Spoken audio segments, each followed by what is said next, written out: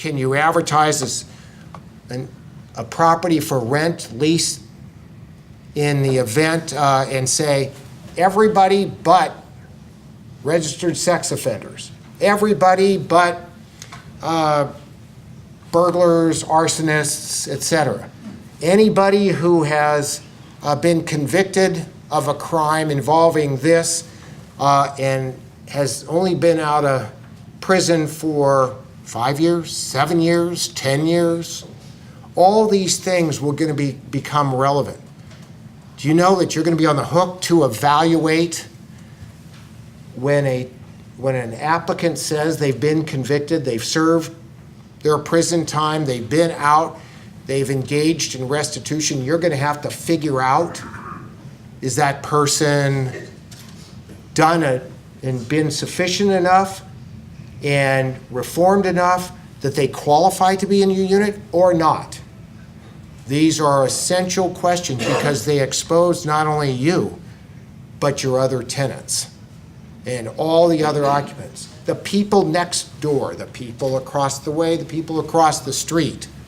There are things there that are so insanely complicated that I've been up working at these things 2 o'clock, 3 o'clock in the morning, just grooming, trying to figure out how do we logically present it to you and answer some of the essential questions. So we start out this whole process dealing with the whole advertising campaign, how you can answer, what you can say, what you can't say, only with regard to this area, criminal history.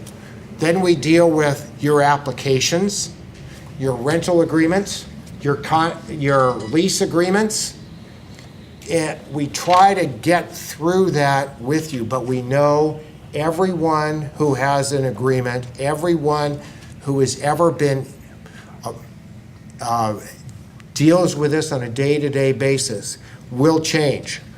The aggregators who provide this information will have to change. You will not be able to, for example, when we say you got to ban the box, well, what's your alternative? What should you do here? Well, what the Department of Fair Employment Housing Council has in mind is you accept the applications.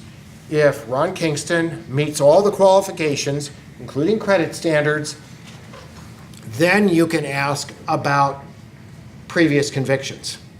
But there are always ways around it. You know how we talked about the 3-day, the 5-day notices? Well, there's some things I think you can carefully, adroitly apply here. And one of which is every one of you asks for, where have you lived in the last 5 years, 7 years? And if all of a sudden there's this blank, or all of a sudden there's, you start looking into it and you find out, well, this person that applied for rent, no, he or she only was here from this time period. He or she was not in here for the 3 previous years or 5 previous years. I don't know where, but they weren't a tenant here. And then you ask the previous landlord and you have this gap.